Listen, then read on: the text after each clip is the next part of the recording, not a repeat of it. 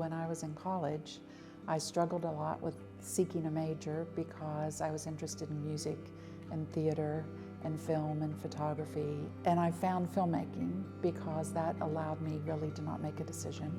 And so I launched into working in television and film and then becoming an independent documentary filmmaker. Through my work, it took me out of the state a lot. I lived in New York City, working on film projects, and then finding that I could do that back in Kentucky. As all artists know, it's very hard to do one thing. And so I was also teaching. I served as an artist in resident in Kentucky schools for about 12 years, from elementary schools to high school, on all kinds of documentary projects, video poetry, animation projects. That was really wonderful to be able to combine my own filmmaking with also teaching, really starting to focus on working with kids who didn't have a lot of opportunity. And that experience really shaped a lot of what I wanted to do and how I approach things.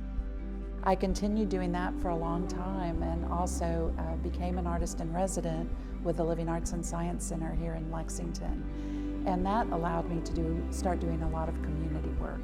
Film festivals, we worked with the Roots and Heritage Festival, community events for people to make their own films.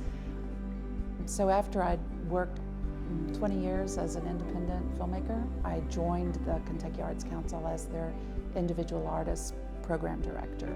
There, I had the opportunity to run several grant programs. I really loved working directly with the artists and also having that opportunity to encourage others to know more about them.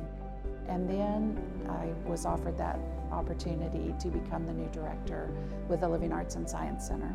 It was an organization I loved and really felt deeply about.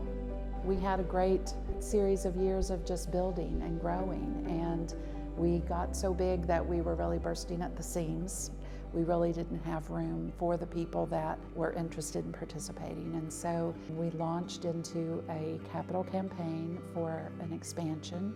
We ended up raising $5.5 million, and it allowed us to add galleries and classroom space, Lexington's only planetarium, a digital media studio and makerspace, and with those dedicated spaces we were able to greatly expand the programs and services that we were able to provide.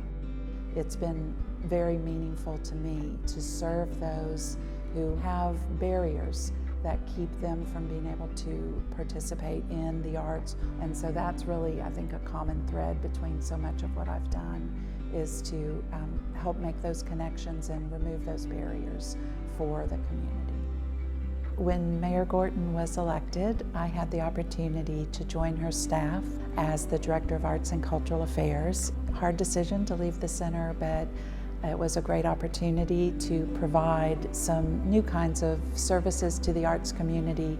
It has been a great learning opportunity and a lot of fun. We've been able to do some large things. We completed the Public Art Master Plan, which has been discussed for about 20 years, and we have an annual work plan that we're working on right now with Percent for Art funds, and so we will start seeing an increase in public art in Lexington with the city's support, so that's an exciting thing.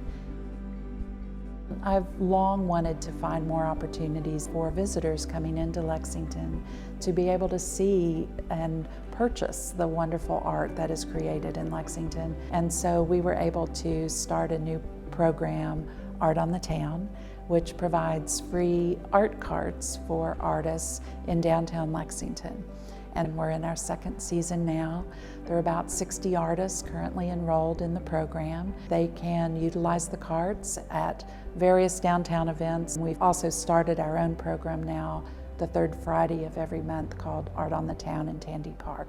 And so that features all of our artists and live music and food right in the heart of downtown. And that's been very exciting because the artists are reporting back to me about people going to events where they never thought about looking at art or purchasing art, and now they are. So people can purchase their tomatoes as well as their artwork at the market. You know, that's really what this is all about, is we want artists to be artists, and we want them to be able to thrive in this community because we all benefit from it. And so I really look forward to finding more and different ways to do that in the coming years.